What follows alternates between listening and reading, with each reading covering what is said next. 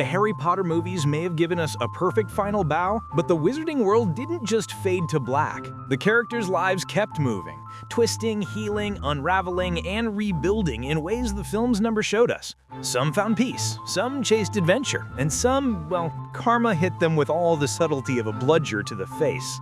Today, we're diving deep into what really went down after Voldemort's death. 10. Lucius Malfoy. Lucius went from strutting around like he owned the pureblood universe to being humbled faster than you can say Lord Voldemort. After the Dark Lord fell, the Malfoys rage quit the Death Eaters for good. Thanks to Narcissus saving Harry's life, the family was pardoned, but absolutely not respected. Lucius spent his post-war years obsessively trying, and mostly failing, to restore the Malfoy reputation. No Azkaban, but also no influence. Eventually, he poured his energy into ensuring his grandson Scorpius didn't inherit the classic Malfoy arrogance. Irony? He finally became the cautious, anxious father he should have been all along. 9. Draco Malfoy. Draco's emotional glow-up, iconic. Post-war, he did the emotional unlearning his parents never could. He married Astoria Greengrass, gentle, smart, and too sickly for pureblood fanaticism, which softened him even further. Together, they raised Scorpius to be one of the sweetest kids in the wizarding world. Draco kept to himself, living a quiet life away from dark politics. Occasionally, he exchanged awkward but sincere co-parenting notes with Harry. Not a saint, not a villain, just a man trying to do better. 8. George Weasley. Fred's death wrecked him to his core. But George, ever stubborn, ever Weasley, refused to let grief bury him. He married Angelina Johnson, honored Fred by naming his son after him, and transformed Weasley's Wizard Wheezes into a booming, chaotic empire. The shop became a Hogwarts weekend pilgrimage, with students worshipping him and professors dreading his next invention.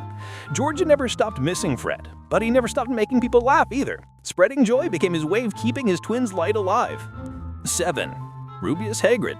Hagrid stayed exactly where his heart lived. Hogwarts, keeper of keys, friend to beasts, occasional tragic comedy generator. He continued welcoming generations of terrified first years with that giant grin. His romance with Madame Maxime fizzled into a respectful, long-distance situationship, but his love for magical creatures never dimmed. Acromantulas, blast into the Scroots, bring 'em on.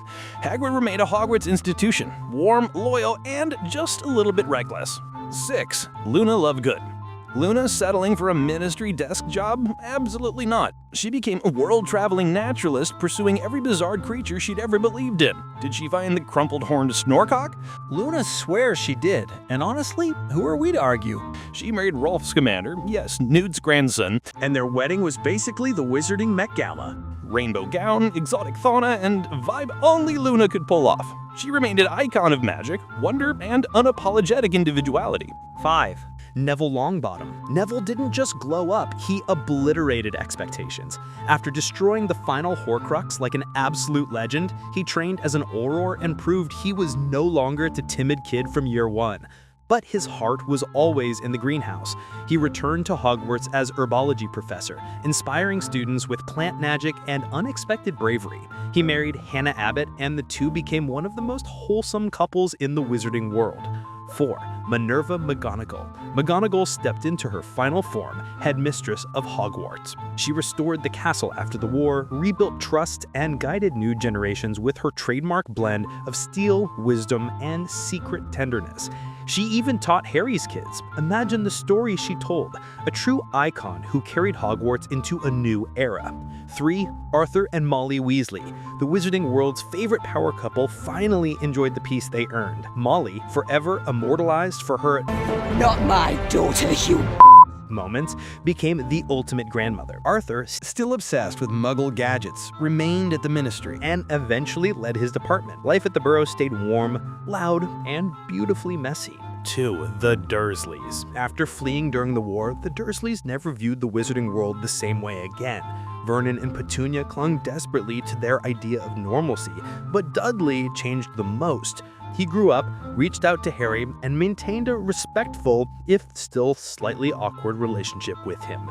He eventually became a father to 2 Muggle children and allowed them to build a bond with their wizarding cousins, quietly proving that people can change, even if it takes time.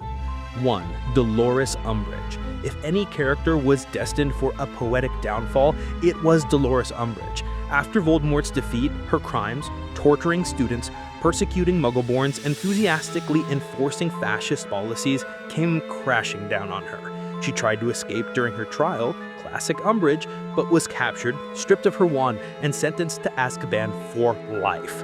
Even the Dementors probably cringed, a villain to the bitter end. And in case you're wondering about the Golden Trio, the closing of Deathly Hallows proved that the greatest magic was always their unshakable friendship. Harry finally built the peaceful life he'd been denied. Started a family with Ginny, and rose through the Auror Rings to become head of the Department of Magical Law Enforcement. Hermione, unstoppable as ever, transformed the Ministry from within before stepping into her destiny as Minister for Magic. And Ron, choosing heart over heroics, left the Auror life behind to help George rebuild the Weasley legacy. That's the full magical post-credit saga. Redemption arc soared, tragedies cut deep, and justice finally came for the worst of them. If you enjoyed this tourney, like and subscribe to First Curiosity, because the Harry Potter spell will always work on us.